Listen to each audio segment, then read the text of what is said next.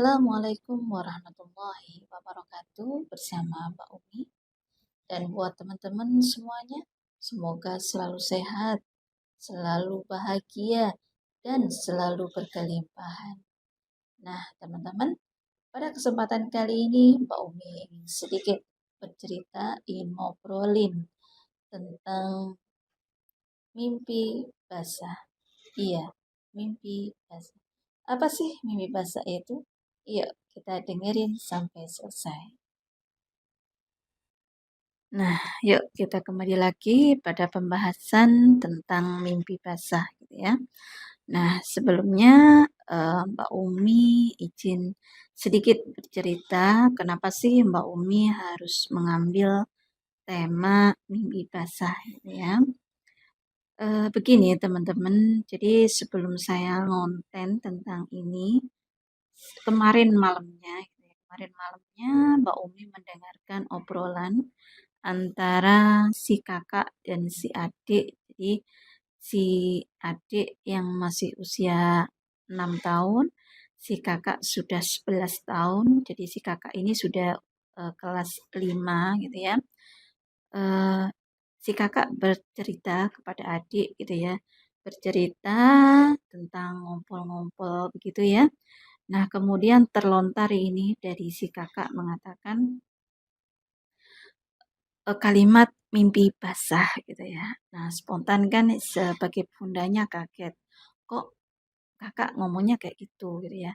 Ini dari mana gitu ya. Ini si bunda tanya ini. Emang apa sih kak mimpi basah itu? Nah, si kakak menjawab ini. Ini loh bunda, mimpi basah itu kayak perempuan yang lagi head itu loh. Nah, kalau laki-laki sudah mimpi basah, berarti dia sudah wajib untuk sholat. Nah, kalau sekarang kakak belum wajib sholat. Nah, semakin shock lagi kan bundanya. Kok? Nah, akhirnya ini saya masih belum tahu ini sumbernya dari mana ya. Kayaknya dari sekolah karena di situ ada materi fikih yang menerangkan tentang hal ini ya. Nah, inilah ide yang kemudian Mbak Umi punya inspirasi untuk menjadikan konten dengan harapan ini menjadi ilmu buat saya sendiri dan mudah-mudahan ini juga bermanfaat buat teman-teman semuanya. Nah, begitu ya teman-teman. Nah, kita kembali lagi. Jadi mimpi basah itu adalah merupakan peristiwa ejakulasi atau pengeluaran air mani. Nah, ini terjadi pada saat tidur. Nah, kenapa? Ya, karena pada saat itu testis dan salurannya ini terisi penuh oleh sperma. Sehingga dengan adanya eh, mimpi basah, maka ini merupakan cara alami tubuh untuk mengeluarkan timbunan sperma yang berbentuk secara terus-menerus.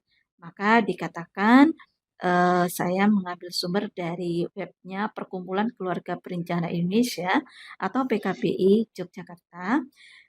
Dari tulisannya mengatakan bahwasannya proses mimpi basah ini sama dengan mengosongkan tempat sampah. Artinya sehat gitu ya teman-teman. Nah, bahkan dokter Arina mengatakan mimpi basah itu bisa terjadi secara berulang kali begitu. Nah, kita paham itu sudah ya teman-teman ya. Mimpi basah itu seperti itu. Nah, pertanyaan selanjutnya untuk bunda-bunda yang punya anak menginjak remaja pastinya adalah gimana dong aku jelasin ke anakku gitu ya. Nah, untuk teman-teman yang saat ini berstatus sebagai bunda yang punya anak cowok menginjak remaja, maka perlu sekali kita mengetahui bagaimana sih kita menjelaskan itu. Nah, Mbak Umi dengan bersumber pada webnya klikdokter.com ini bagaimana sih cara menjelaskan mimpi basah pada anak? Nah, mimpi basah sudah kita pahami. Nah, kemudian sebelum menjelaskan mimpi basah secara langsung, maka sebagai orang tua itu harusnya memberikan pemahaman ya atau menjelaskan kepada anak tentang pubertas. Ya, apa sih puber itu? Nah, di sini dari webnya klikdokter.com ya. Jadi eh, puberitas itu merupakan fase penting dalam pertumbuhan dan perkembangan seorang anak. Nah, biasanya ini ada gejala-gejalanya gitu ya. Gejalanya ada yang perubahan bentuk badan, kemudian juga eh, salah satunya itu adalah dia mengalami mimpi basah. Nah, kemudian eh, lanjut sudah tentang puberitas itu.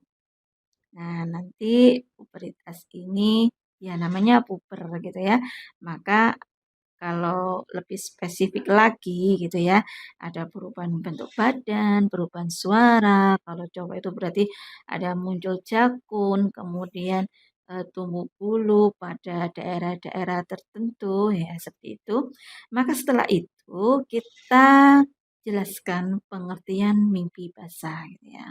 Nah, bagaimana sih dalam menjelaskan mimpi basah? Ini Mbak Umi juga mengambil sumber dari Klik Dokter. Dalam tulisan itu disampaikan, maka kita, untuk menjelaskan kepada anak, gitu ya, kita sampaikan bahwasannya eh, mimpi basah itu adalah keluarnya cairan pada saat tidur ya, dan itu bukan kencing ya, itu adalah sperma.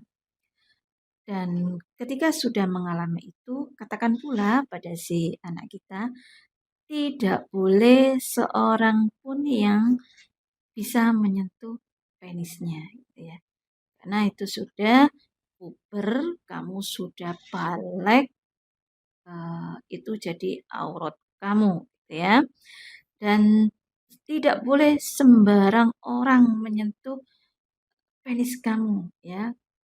Bukan sembarang orang sih, ya semua orang gitu ya. Itu adalah aurat buat kamu. Nah, setelah itu, maka jelaskan juga tentang pengertian seks gitu ya. Bahwasanya kalau sudah terjadi mimpi itu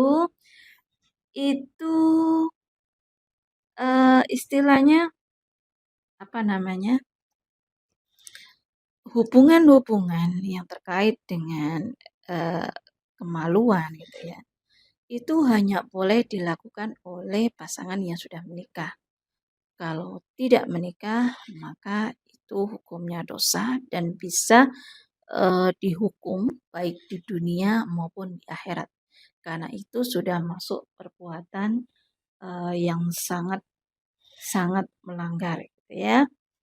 Bahayanya apa? Mungkin belum nyampe ke arah sana, cuman perlu dijelaskan bahwa itu termasuk zina, gitu ya. Nah, kemudian eh, setelah seks itu diterangkan, ya mungkin nggak terlalu vulgar gitu ya. Maka cukuplah kita terangkan seperti itu. Kalau si anak masih bertanya, ya dijawab saja sewajarnya. Vulgar boleh, tapi nggak terlalu vulgar gitu ya teman-teman ya. Karena memang masih pada usia-usia seperti itu, remaja itu biasanya ya ingin tahunya besar. Cuman kita kasih batasan-batasan, ya sekali lagi kalau sudah puber berarti sudah balik, itu berarti eh, daerah itu merupakan aurat yang tidak boleh dilihat atau diperlihatkan kepada orang lain. Diperlihatkan nggak boleh, dilihat nggak boleh, apalagi disentuh dan sebagainya. Nah, begitu ya teman-teman. Mudah-mudahan ini bermanfaat dan menjadi modal kita untuk melakukan pendampingan untuk anak-anak cowok kita yang sudah menginjak remaja. Demikian dari Mbak Umi, terima kasih atas perhatian pada Mbak Umi dan sekali lagi salam sehat, salam bahagia, dan salam berkelimpahan. Assalamualaikum warahmatullahi wabarakatuh.